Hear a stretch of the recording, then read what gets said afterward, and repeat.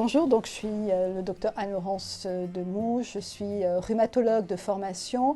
J'exerce à l'hôpital Nord depuis maintenant plus de 25 ans et je m'occupe essentiellement de la gériatrie. C'est pour cela que j'ai ouvert depuis 5 ans un hôpital de jour basé essentiellement sur la chute et le malaise de la personne âgée. Alors, les fractures du col du fémur, donc en fait, ça fait partie d'un grand ensemble que sont les fractures de l'extrémité supérieure du fémur. Les fractures font partie maintenant d'un enjeu de santé publique et on dénombre en France 60 000 fractures par an, en sachant que ce nombre, malheureusement, malgré toutes les préventions que l'on a, ne cesse de croître. Les conséquences en termes de morbimortalité sont importantes puisque actuellement on dénombre en post-opératoire 20% de complications. Et surtout, il y a 50% de patients qui sont en perte d'autonomie après leur chirurgie, dont 25% vont être institutionnalisés, 25% vont avoir besoin, donc vont être dépendants chez eux, et 25% vont décéder dans l'année suivant la chirurgie. Donc voilà, c'est quand même vraiment quelque chose à prendre en compte de façon impérative. Le premier facteur de risque, bien évidemment, c'est l'âge. Donc la moyenne d'âge, c'est 80 ans et ça augmente de façon exponentielle à partir de 80 ans.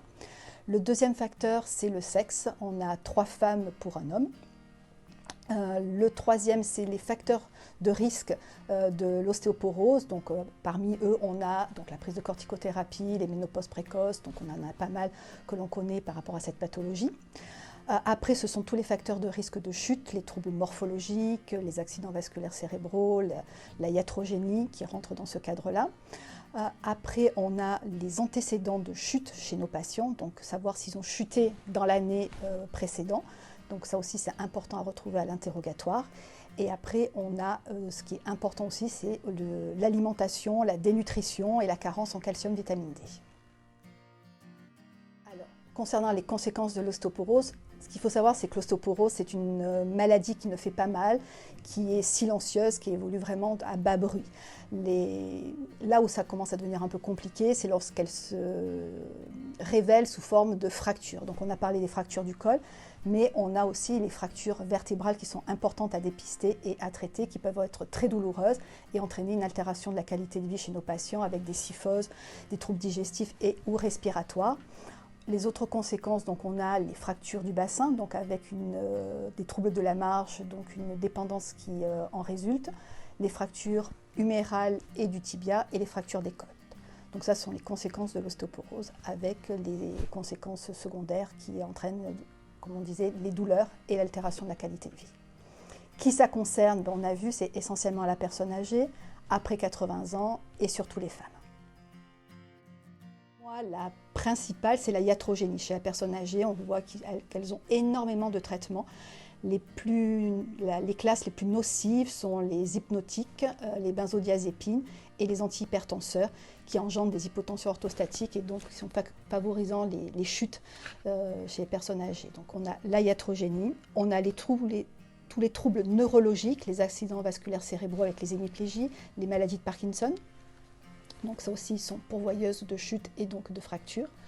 Après, on a tout ce qui est les pathologies au niveau de la tête et cou, donc les troubles visuels chez ces patients-là, les troubles de l'oreille interne qui entraînent donc des vertiges et donc des chutes.